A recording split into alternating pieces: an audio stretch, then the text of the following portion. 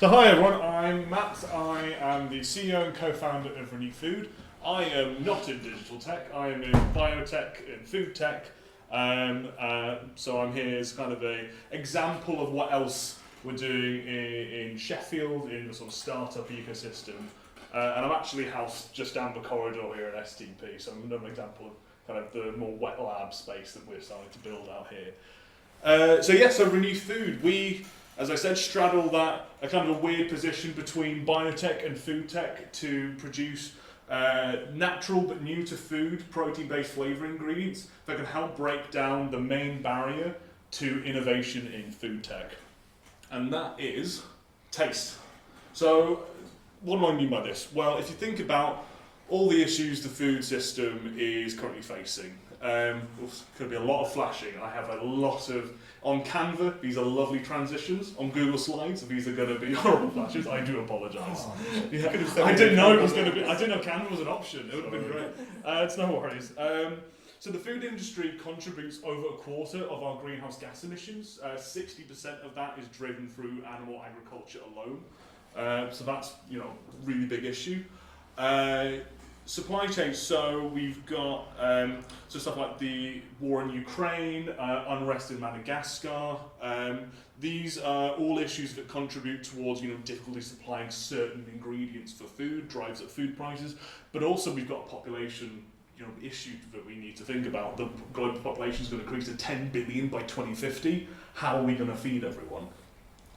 And then the other key issue, a lot of the food and drinks we enjoy on a day-to-day basis just aren't good for us. So these are all issues that I'm sure everyone here is aware in greater or lesser extent, and the food industry is absolutely aware of them as well. So what they're doing, well, they're coming up with new products, reformulated products that try to address some of these issues, but these products fail with consumers, and it's because they don't taste good. So taste is the number one driver of consumer food purchasing the world over. So no matter what your mission is with your food product, no matter what problem you're trying to solve, if it's not tasty, no one's going to buy it, it's not going to make an impact, this problem's going to remain unsolved. So how can we get the consumer on board? So when food manufacturers want to make a food tasty, they normally go for flavourings. But a lot of these are artificial. Consumers really don't like that. Problem remains unsolved. So we look at natural flavourings, and there just aren't that many.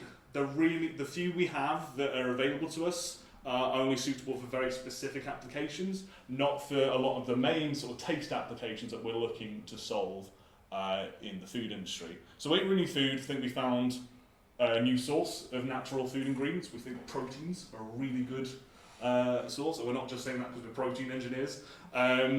So there's a lot of plants out there that produce proteins that are really, really good potential flavouring ingredients that can sort out a lot of the issues that we're looking to solve in the industry, and can still be very good, very consumer friendly, great, excellent, really difficult to produce. These are 0.00001% of the total plant biomass. You can't produce these through traditional farming methods, not sustainably.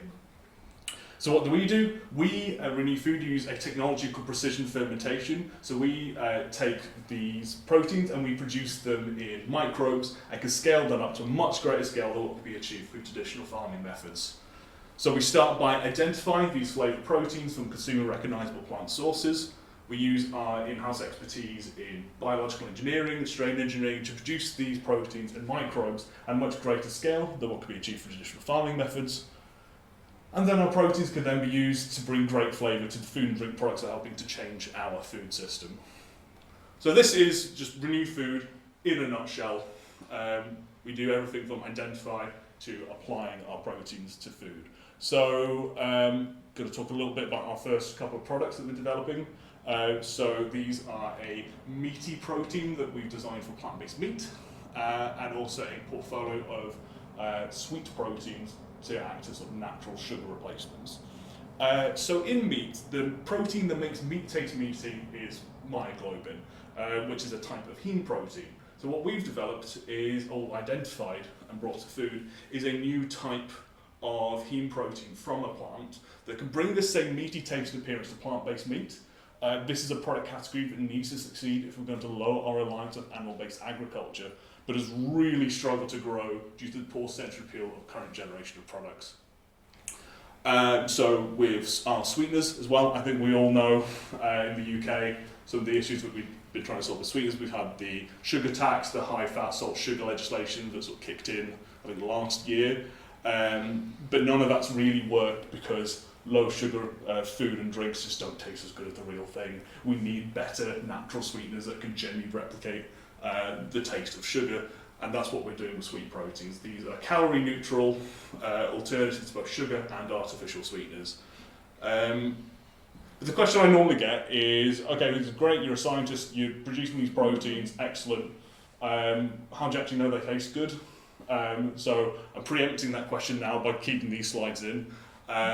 So what we do in the lab, because we're quite early, is we can do some lab-based analyses of the proteins we make, and we can start to predict the sort of flavour profile they might be producing in food. There's a lot of mights, so how do we actually get that? How do we turn that into no's? We do taste testing. We do professional taste testing with trained professionals. So if you think of sort of sommeliers for wine, there's food equivalents to that. They use very strange terms that I did not know existed before going into food.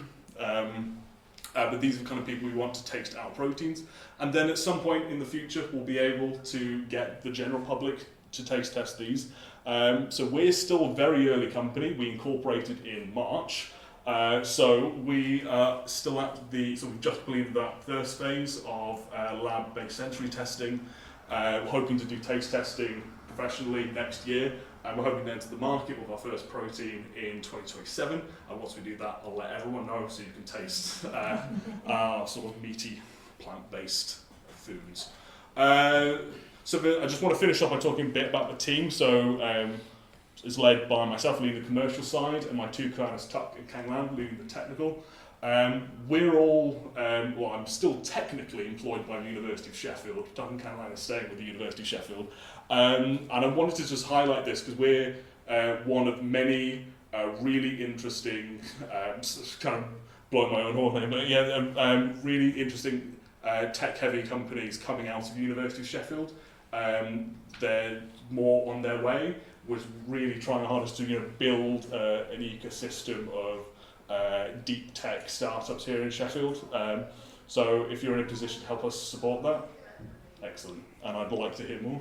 And if you'd like to hear more of what we're doing, my email's right there. Very, very small. At the bottom. That's me. Cool.